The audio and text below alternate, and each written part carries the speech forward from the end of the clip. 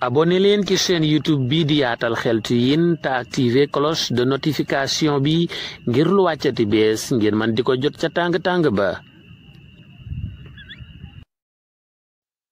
donc du diine joo xamante ne c'est pas une religion nit a ko moom qui appartient à une personne. yàllaa ko moom C'est pour le bon Dieu. ne lii laa bëgg Et Dieu qui dit que fais ceci, lii laa tere j'ai interdit cela. loolu rek la Il a fait ça. kon nag ñu jublu ci baat yi On va commencer. su ma waxee Ouais. mu répété dégg nga aywa Vous répétez. mën na ma xool na ma xool rek Faudra bien regarder. hadu hadu ha du an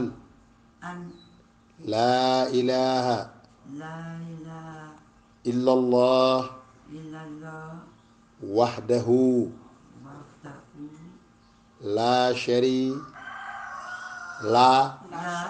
sharika lahu kalahu wa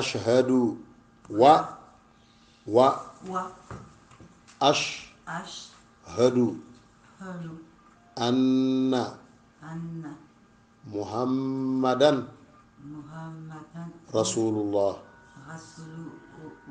rasulullah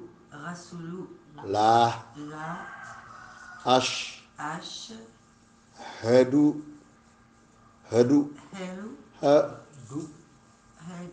an la ilaha illallah wahdahu la sharika lahu wa ashhadu anna muhammadan abduhu wa rasuluhu wa rasuluhu kon ñu ngi leen di seedeel ne dugg na ci diine lislaam moom mii tudde na boppam xadijatu di soxna yonent muhammad sallallahu alayhi wa sallam te ñu nag moom ñoo bokk ndey ak baay ñoo bokk diine ji tey diine amaat na macha allah beneen yokkute kon tur bi mu nga xamante ne moom la choisir nañ ko koy woowee xadijatu dañu naan xadija benn la soo ne xadija àggoo ci tuuga soo ne xadijatu baax na walla ndaw soo xamante ne li ñu mën a wax ci moom bare na kon Cheikh bi Baro tey dugg na ci diine lislaam dugg na ci diine joo xamante ne du diine xiiroo du diine ŋaayoo la am solo nag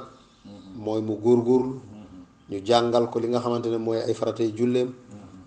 li nga xamante ne mooy ni ñuy wooree àggaguñ ci aji màkk mais yooyu yëpp lu ci mën a am mooy fardu ay neem la nga xamante ne moo ko war a defal boppam loolu dañ ko koy jàngal muy yow muy keneen ak ku mu mën a doon nañ ko ci dimbale moo xam ni ñuy jàppee xam ni ñuy jullee faatiha bi nag mooy gën a nekk farata bu mu nee bismillahi rahmaani faatiha ba mu jeex tàkk lu mu ci teg ci alxuraan baax na bu dee xul wallaahu ahad sax jàppoo ew moom baax na suy julli mën na jàng faatiha ne fii diini laay af faajo yëpp baax na mën na dagg saar bi mën na tibb ci dugg saar bi mën na nekk commencement saar ba te du ko àggale kon li gën a am solo mooy faatiha bi na ko mën nañ ko jàngal ba mu mokkal ko loolu rek moom moo am solo kon dañuy julli Cheikh bi Baro suñu paree li ñu yokkaat ko ci parce que waxtu bi jot na balaa timis di dugg incha allah dégg nga